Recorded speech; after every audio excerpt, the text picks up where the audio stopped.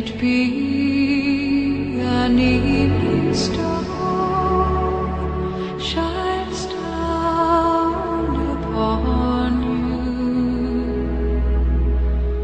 May it be when darkness falls, your heart will be true.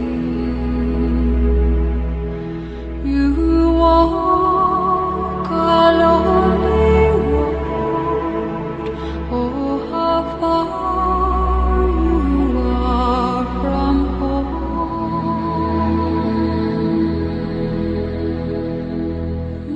Morning air, would you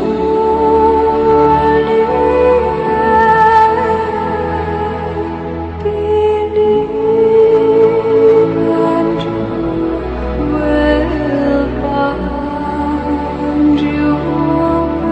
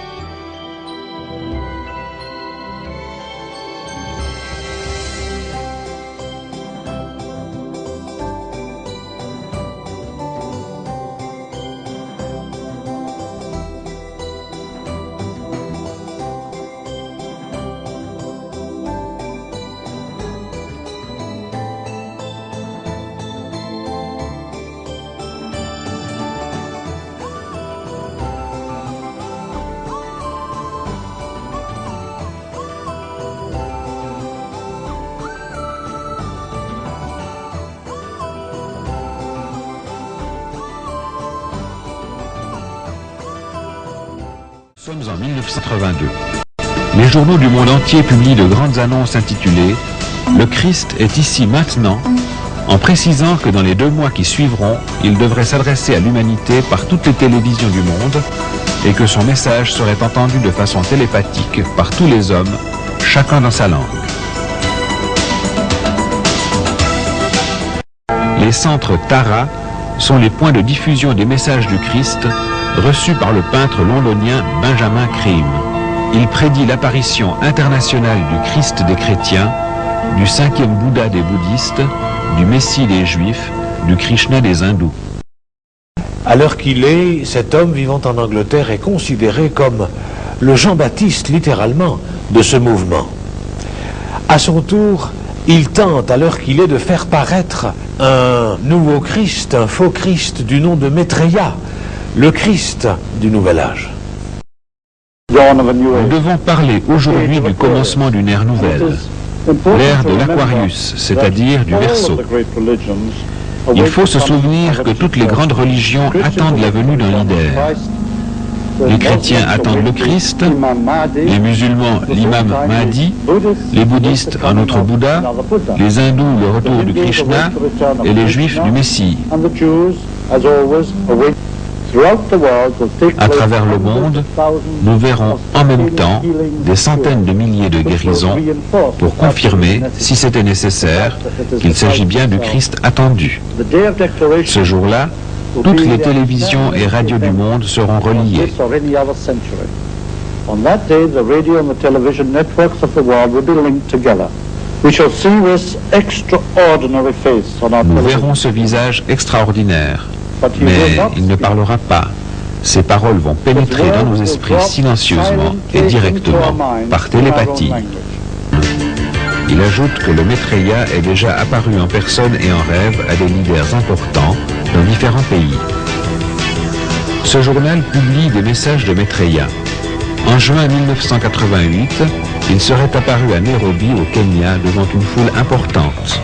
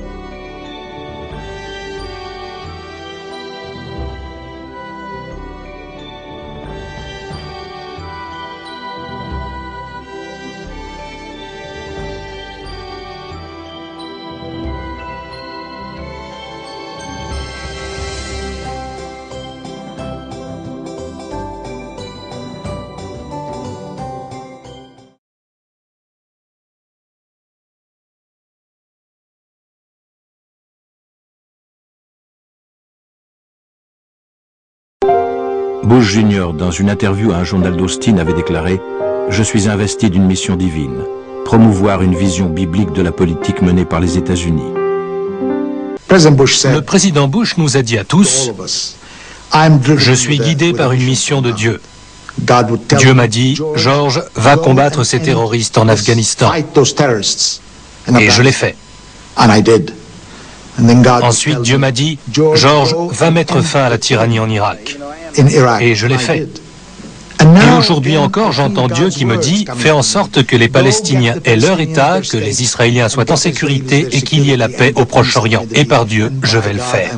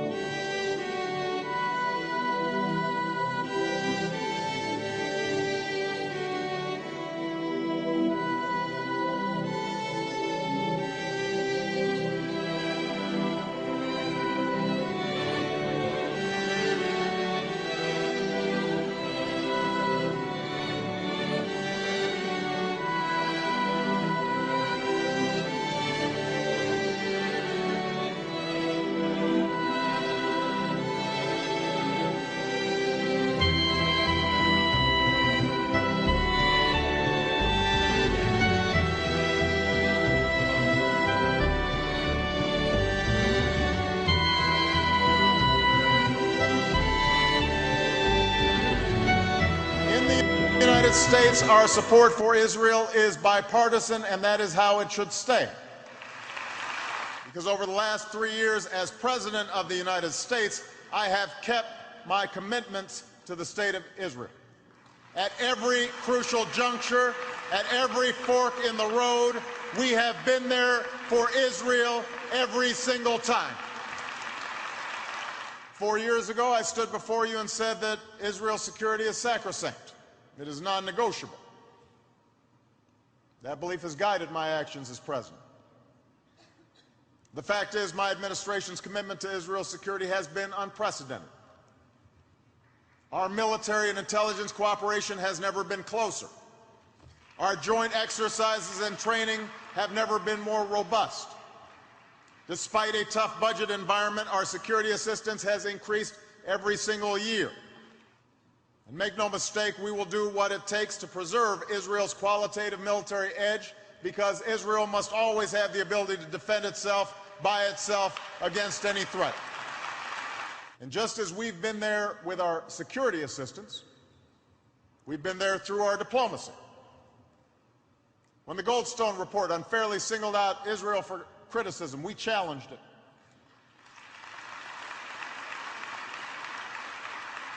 When Israel was isolated in the aftermath of the flotilla incident, we supported them.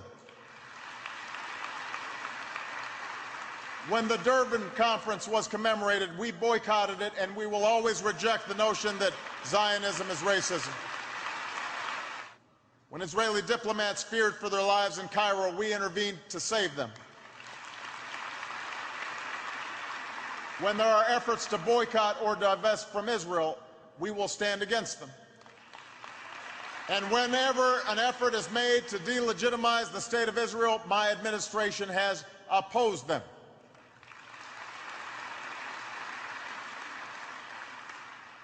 So there should not be a shred of doubt by now. When the chips are down, I have Israel's back. The reality that Israel faces, from shifting demographics to emerging technologies to an extremely difficult international environment, demands a resolution of this issue. And I believe that peace with the Palestinians is consistent with Israel's founding values, because of our shared belief in self-determination, and because Israel's place as a Jewish and democratic state must be protected. Last year I stood before you and pledged that the United States will stand up against efforts to single Israel out at the United Nations. As you know, that pledge has been kept. Last September I stood before the United Nations General Assembly and reaffirmed that any lasting peace must acknowledge the fundamental legitimacy of Israel and its security concerns. I said that America's commitment to Israel's security is unshakable. Our friendship with Israel is enduring, and that Israel must be recognized. No American president has made such a clear statement about our support for Israel at the United Nations at such a difficult time. People usually give those speeches before audiences like this one, not before the General Assembly.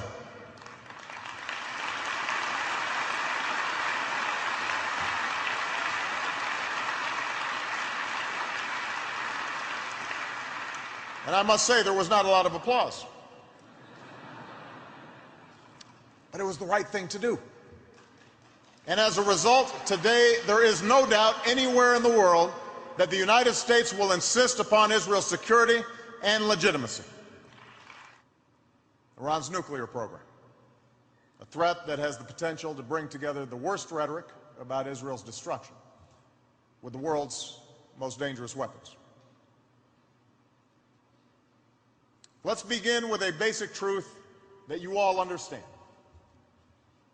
No Israeli government can tolerate a nuclear weapon in the hands of a regime that denies the Holocaust, threatens to wipe Israel off the map, and sponsors terrorist groups committed to Israel's destruction. In 2010, the UN Security Council overwhelmingly supported a comprehensive sanctions effort. Few thought that sanctions could have an immediate bite on the Iranian regime. They have, slowing the Iranian nuclear program and virtually grinding the Iranian economy to a halt in 2011. Many questioned whether we could hold our coalition together as we moved against Iran's central bank and oil exports. But our friends in Europe and Asia and elsewhere are joining us. And in 2012, the Iranian government faces the prospect of even more crippling sanctions. The United States and Israel both assess that Iran does not yet have a nuclear weapon, and we are exceedingly vigilant in monitoring their program. Now the international community has a responsibility to use the time and space that exists. Sanctions are continuing to increase. And this July, thanks to our diplomatic coordination, a European ban on Iranian oil imports will take hold. I have said that when it comes to preventing Iran from obtaining a nuclear weapon, I will take no options off the table. And I mean what I say.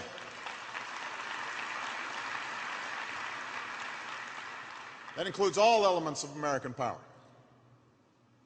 A political effort aimed at isolating Iran, a diplomatic effort to sustain our coalition and ensure that the Iranian program is monitored, an economic effort that imposes crippling sanctions, and yes, a military effort to be prepared for any contingency.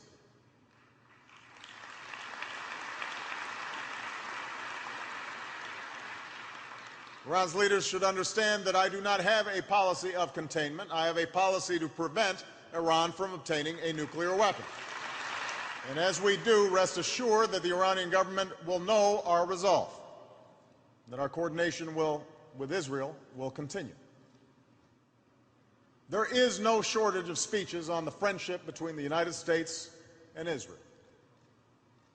But I'm also mindful of the proverb, a man is judged by his deeds, not his words.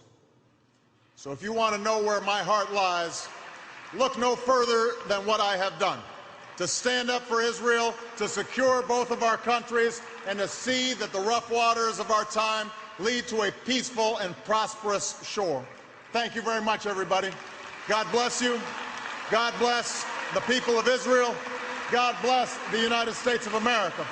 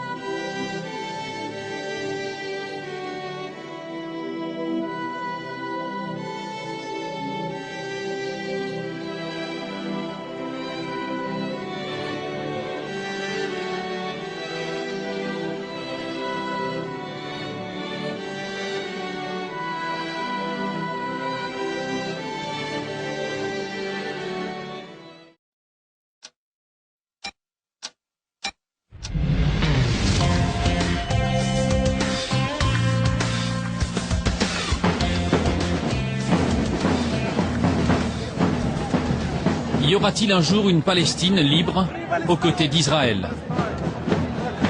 Les Nations Unies l'avaient prévu. C'était en 1947 au moment de la création de l'État hébreu. Mais le partage n'a pas eu lieu et chacun porte une responsabilité dans cet échec. Le peuple palestinien, pourtant, n'a jamais oublié ses rêves d'indépendance. Aujourd'hui, ses responsables se tournent vers les Nations Unies pour demander la reconnaissance d'un État palestinien. Israël se raidit, les Américains sont contre, l'Europe est divisée.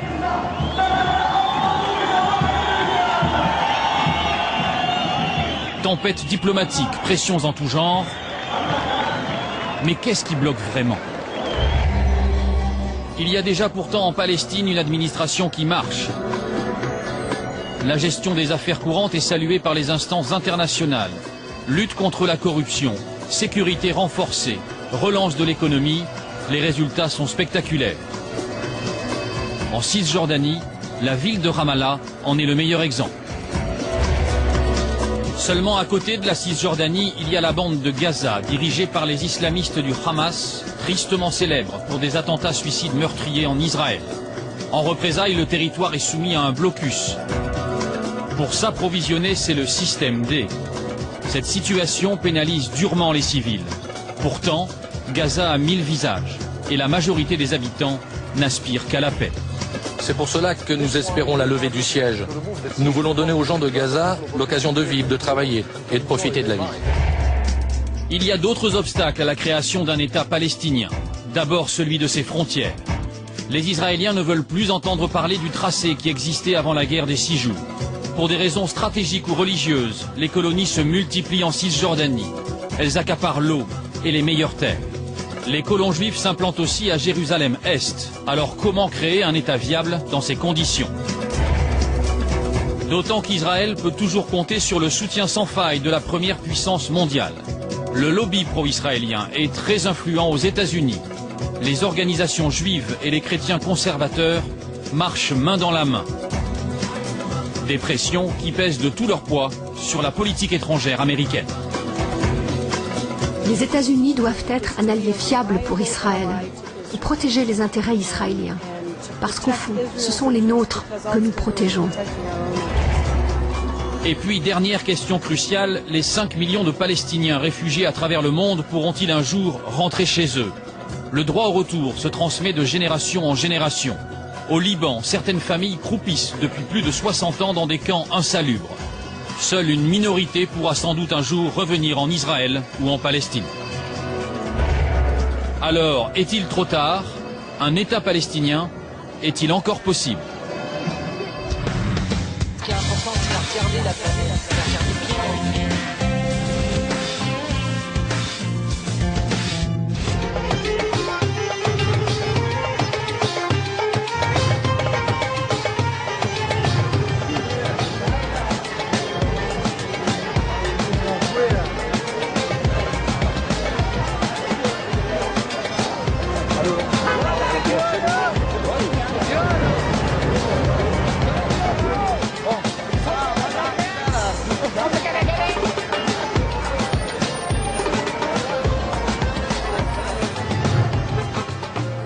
Bonsoir. C'est un véritable choc d'arriver à Ramallah, la capitale économique de la Cisjordanie. On était habitué à des images de chaos, des images d'affrontements.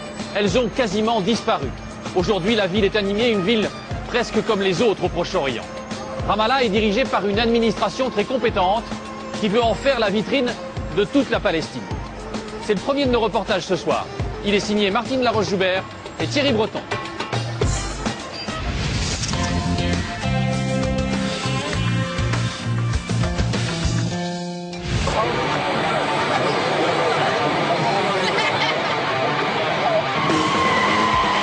Dérapage dans la ville de Naplouse, au nord de la Cisjordanie.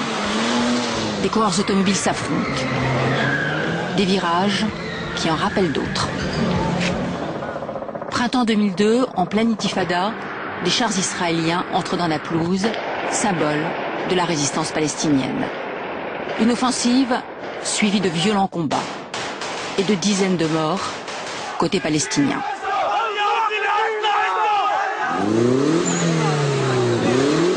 Neuf ans après, l'atmosphère a bien changé.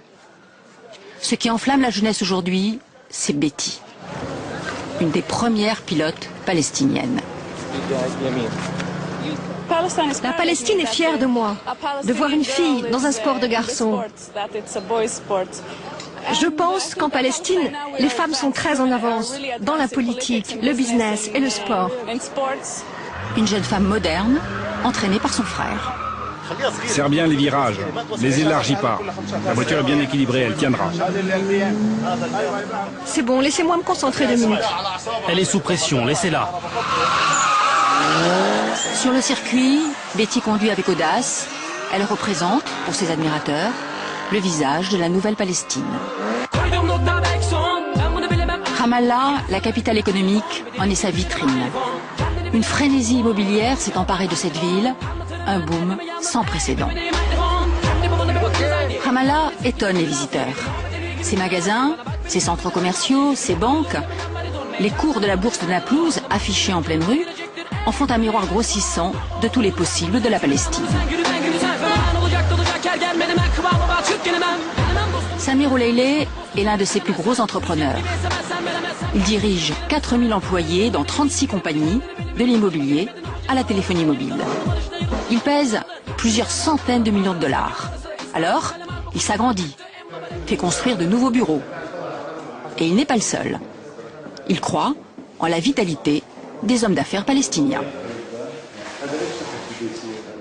Ils sont prêts à investir et à faire partie du monde. C'est un sentiment très important quand on est isolé dans une ville ou dans un pays pendant 15 ou 20 ans. Cette impression d'être semblable aux autres nous donne l'impulsion, la confiance nécessaire pour notre travail ici.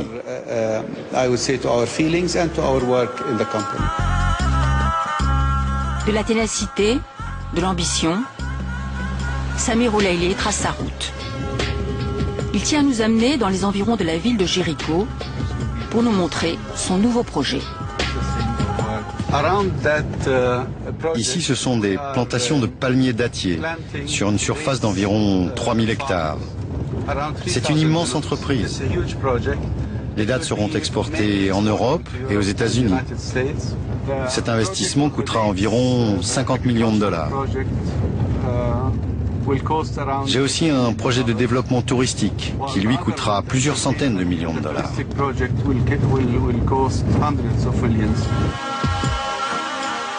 Samir Oulaïlé voit loin et grand. Il diversifie ses activités, veut investir sur sa terre, imagine déjà un avenir radieux.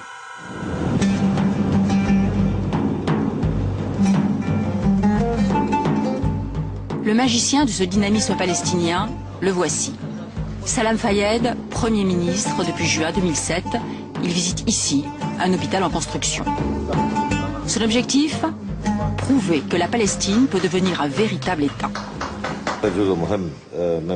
Ce chantier fait partie des projets importants de l'autorité palestinienne de ces dernières années. C'est essentiel pour se préparer à l'instauration d'un État. Il faut avoir des entreprises de services publics capables de servir les citoyens dans des secteurs sensibles comme l'éducation ou la santé. Salam Fayed, ancien économiste au FMI et à la Banque mondiale, multiplie les déplacements sur le terrain. Sa démarche se veut toujours constructive et pacifique. Il a voulu venir aujourd'hui visiter ce camp de réfugiés, endeuillé il y a peu par la mort d'un jeune Palestinien tué lors d'un raid israélien. Devant les proches et la famille, il va prôner la non-violence, une attitude responsable qui fait naître l'espoir. On espère qu'ils réussiront à installer la paix et à nous créer un État, une Palestine libre qui ne soit pas victime d'agressions israéliennes à toute heure. Un État, ça veut dire la sécurité. Aujourd'hui, on peut tomber sous les balles de l'armée israélienne dans la rue sans avoir rien fait. Comment voulez-vous que la jeunesse soit positive? Nous avons tout de même un immense espoir d'avoir notre État pour vivre en sécurité. Vivre en sécurité, la priorité pour tous les Palestiniens. À Jéricho, la plus ancienne ville du monde, sous le niveau de la mer, une école de police imposante vient d'être créée, avec l'aide de l'Europe, pour former les futures forces de police. La première promotion compte 350 élèves, dont 84 filles.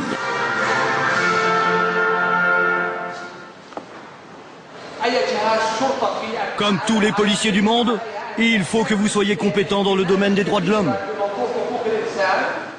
Un diplôme en droits de l'homme, une nouveauté dans cette région où ils sont si souvent bafoués. Quelles sont les raisons qui peuvent conduire un père de famille à avoir recours à la violence? Nous avons appris que les problèmes politiques et économiques comme le chômage et l'absence de statut social pouvaient se refléter à l'intérieur de la famille dans la société palestinienne.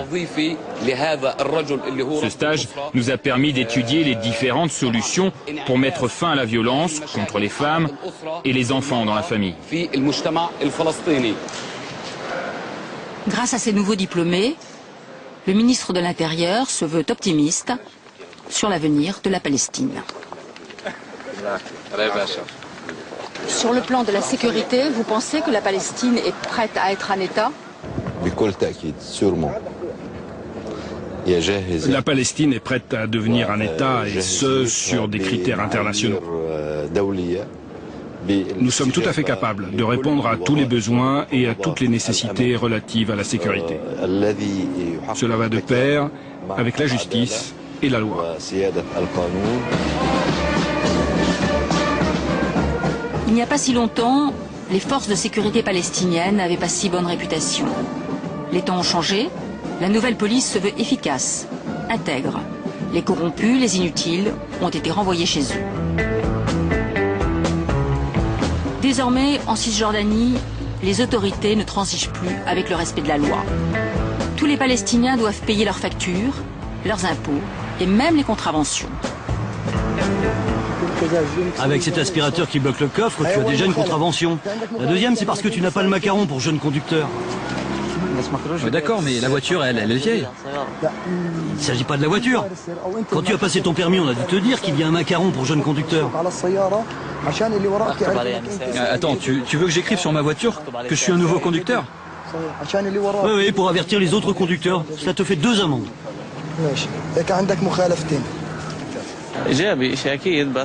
Oui, ils font du bon boulot. Mais ils devraient aussi nous apprendre le règlement pour qu'on évite toutes ces amendes. Et puis quoi? Vous croyez que je suis content d'avoir écopé de tout ça?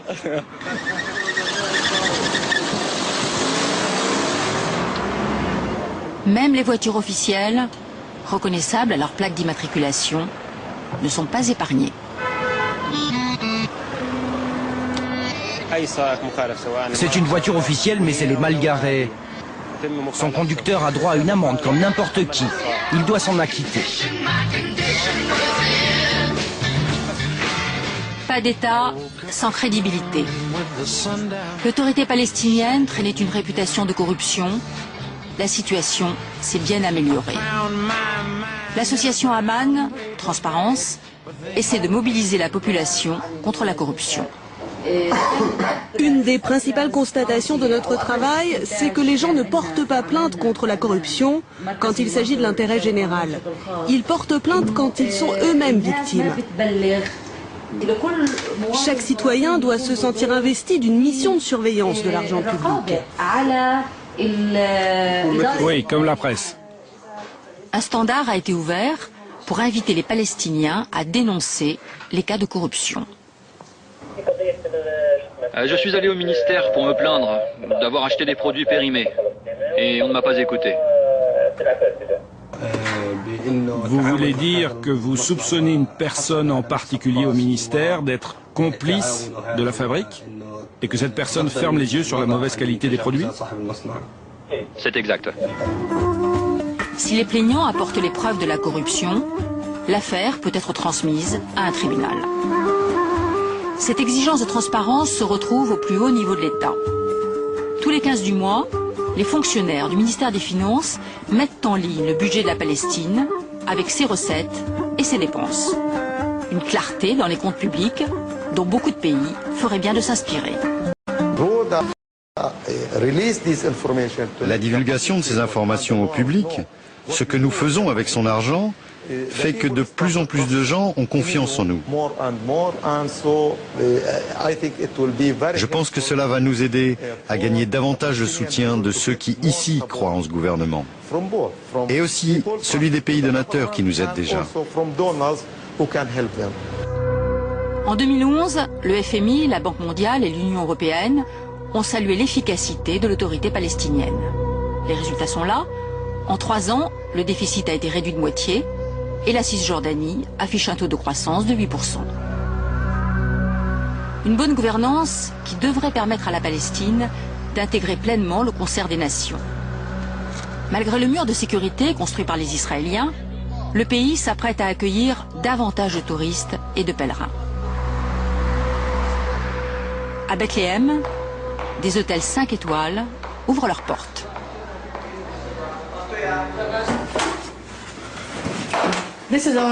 Voici la suite présidentielle. C'est normalement pour les VIP. Entrée, voici le salon. Bien sûr, je suis persuadée que le nombre de pèlerins va s'accroître lorsqu'ils se sentiront en sécurité dans un État indépendant. Et surtout, après la levée des barrages et des restrictions que nous impose l'occupation, ce qui empêche les gens d'arriver chez nous. Je suis sûre que ce sera mieux. Dans cette nouvelle Palestine, personne n'oublie la réalité de l'occupation. La lutte pour l'indépendance continue, mais elle prend de nouveaux chemins. Ces inspecteurs du ministère de l'économie traquent dans les magasins les produits fabriqués dans les colonies israéliennes. Une nouvelle loi palestinienne les interdit à la vente. C'est l'arme du boycott. On l'appelle ici l'intifada blanche.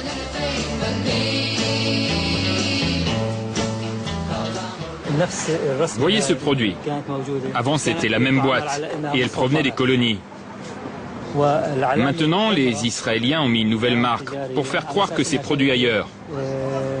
Mais nous avons des doutes. Alors nous allons les confisquer pour vérification.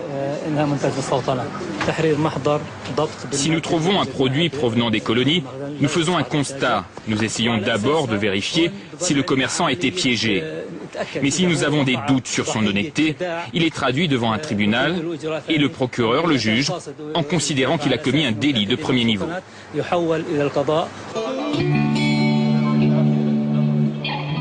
Avec le boycott, l'autorité palestinienne entend lutter contre les colonies israéliennes, mais aussi développer l'économie locale. Celle-ci vit encore presque exclusivement sous perfusion de l'aide internationale. Mais entre la théorie et la pratique, il y a encore de la marge. Comme les inspecteurs le constatent, le boycott est bien suivi dans les magasins de Ramallah. Mais ce commerçant excédé leur explique qu'il faudra bien plus pour favoriser le Made in Palestine. Moi, je vais vous dire, je me suis associé à un investisseur pour monter un projet ici en ville. C'est impossible. Mais quelles difficultés avez-vous eues? Tout était difficile. Le prix du terrain très élevé, le matériel très cher, si on voulait se fournir sur place. Est-ce que vous avez demandé l'aide du ministère? Parce que nous faisons tout pour aider les investisseurs. Mais nous ne pouvions même pas arriver jusqu'à vous. Comment vous joindre? Je vous donne ma parole que le ministère de l'économie va vous aider.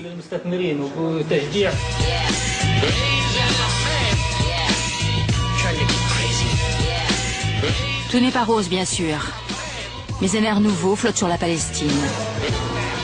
À Ramallah, il n'y a plus de couvre-feu.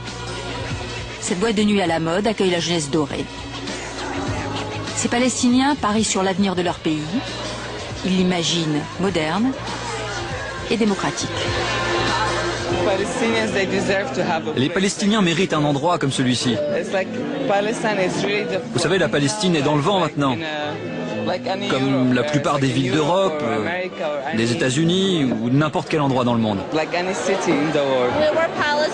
Nous sommes palestiniens. Nous avons été éduqués à l'étranger et nous aimons revenir ici pour nous investir dans la société palestinienne. Comme vous le voyez, c'est très éclectique ici. Il y a des Palestiniens venus de tous les horizons. C'est l'endroit où il faut être pour développer ses propres capacités. Pour ces jeunes, le rêve d'une Palestine indépendante n'a jamais été si proche.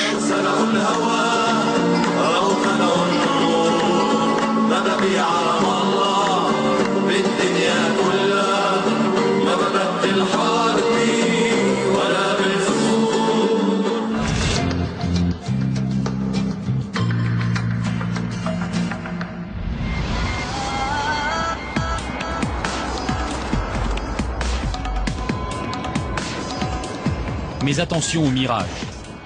Ramallah n'est pas toute la Cisjordanie.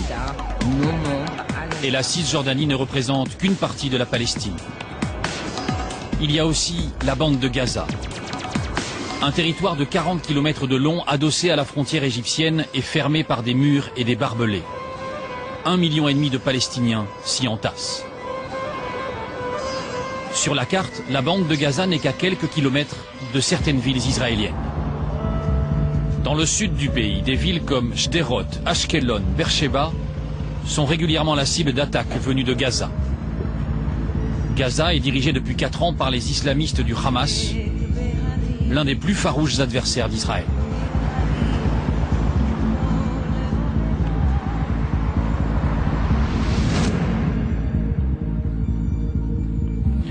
Nous sommes ici au commissariat de la ville de Sderot avec cette exposition un tout petit peu particulière, vous le voyez, cette collection des roquettes, il y en a des dizaines qui sont tombées ces derniers mois et ces dernières années sur la ville. Ces attaques, elles font souvent des blessés, parfois des morts et elles sont évidemment inacceptables.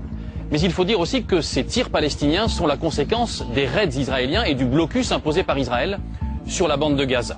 Et pourtant, vous allez le voir, la majorité de la population à Gaza n'aspire qu'à une chose, vivre en paix. Mais elle est l'otage de la politique et de la violence. Le reportage est signé Katia Clarins et Valérie Lucas.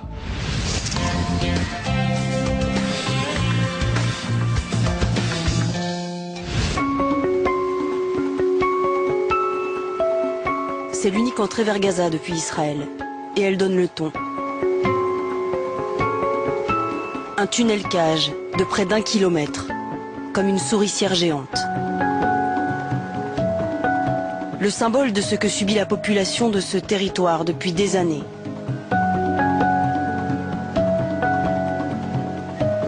Deux porteurs seulement sont autorisés à aller et venir dans ce tunnel. Ils accompagnent les rares visiteurs pouvant pénétrer le lieu. Bienvenue à Gaza, un confetti de 365 km² où se pressent plus d'1,5 million d'habitants. L'un des endroits les plus surpeuplés au monde, l'un des plus méconnus aussi.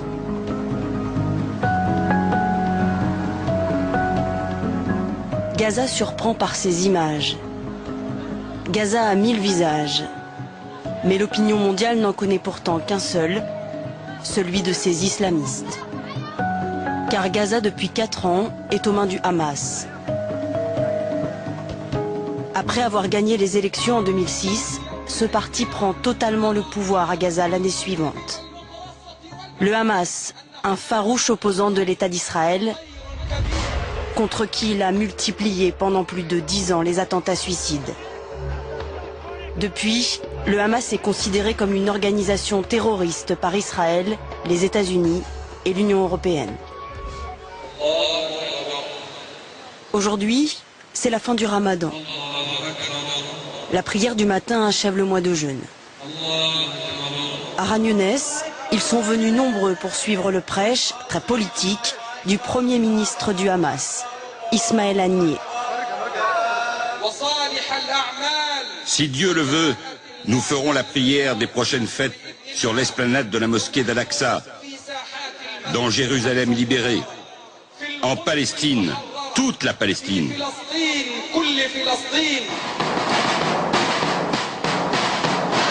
Le Hamas contrôle le territoire d'une main de fer. Et il aime le prouver avec des démonstrations de force.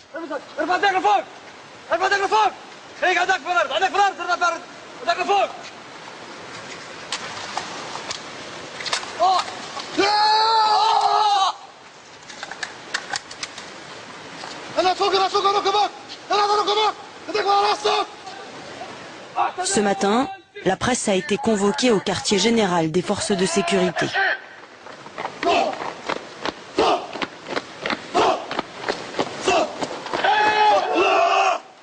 Il faut démontrer que ces hommes sont entraînés à mater toute révolte. Un professionnalisme que ne renieraient pas d'autres polices. Mais derrière les images officielles, il y a une autre réalité. Beaucoup plus violente pour les opposants au Hamas. Cet homme, qui a requis l'anonymat, a séjourné plusieurs fois en prison. Il témoigne. Les plus dangereux, ce ne sont pas les policiers ou les gens qui travaillent directement avec la sécurité. Le Hamas a des yeux partout. Ils t'espionnent même à l'intérieur de ton bureau. À la minute où tu fais quelque chose qu'ils n'aiment pas, ils savent comment te stopper. Par exemple, tu te promènes dans la rue, une voiture s'arrête à côté de toi. Ils te font monter et ils te font passer ce message. Tu es entre nos mains, nous pouvons te tuer et te jeter n'importe où. Et personne ne saura que nous l'avons fait. Il y a beaucoup de cas étranges comme cela.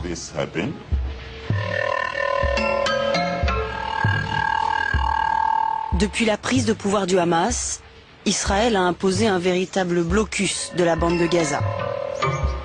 Le territoire, déjà cerné par un mur et des miradors, s'est vu imposer par l'armée israélienne une nouvelle zone tampon. Un no man's land de 300 mètres de profondeur, rasé par les bulldozers de l'armée israélienne, qui tire à vue sur quiconque y pénètre. L'objectif est de limiter les attaques du Hamas. Mais pour les agriculteurs locaux, c'est une catastrophe. Toute cette région, depuis la frontière jusqu'aux limites du village, était recouverte d'arbres fruitiers, surtout les agrumes. Il y en avait tellement que les branches s'entrelaçaient. Cette région était la première dans l'exportation des agrumes. Sur cette terre, mon père avait planté les arbres en 1952. En 2006, les Israéliens nous ont tout rasé. Maintenant, nous ne pouvons cultiver que des petites plantes, comme des légumes, pour dégager la vue. Quand il y a des tirs, nous essayons de fuir la région. 2 à 3 fois par semaine, nous sommes obligés de fuir. Des tirs, il y en a régulièrement. La zone tampon abrite près d'un tiers des terres agricoles de la bande de Gaza. Et certains agriculteurs y ont tous leurs champs. Ces terres sont leur unique moyen de subsistance. Alors malgré le danger, ils doivent y pénétrer pour planter ou récolter. L'armée israélienne peut alors tirer à vue. C'est pour les protéger de ces tirs que les membres de l'ONG internationale Solidarity Movement accompagnent les paysans pendant ces périodes critiques. Les volontaires portent des gilets fluorescents. Ils forment un bouclier humain face aux soldats israéliens.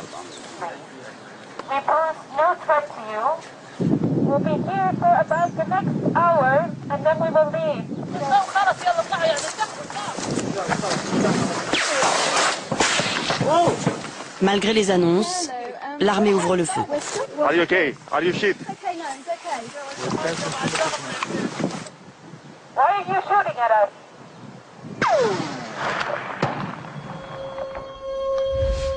En mer, c'est le même enfermement. Les pêcheurs n'ont pas le droit d'aller à plus de 5 km de la côte. Mais dans la zone autorisée par les Israéliens, il n'y a presque plus de poissons. Alors, pour survivre, on tente de repousser les limites. Mais les navires de guerre israéliens veillent. À Gaza, tous les pêcheurs ont une histoire à raconter. Aux commandes de son chalutier, Ahmad Kabadja gagne le large, comme chaque jour depuis qu'il a 14 ans.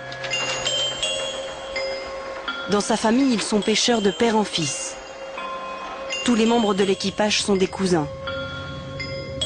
Les soldats ont plusieurs fois tiré sur son bateau. Un jour, ils sont même montés à bord.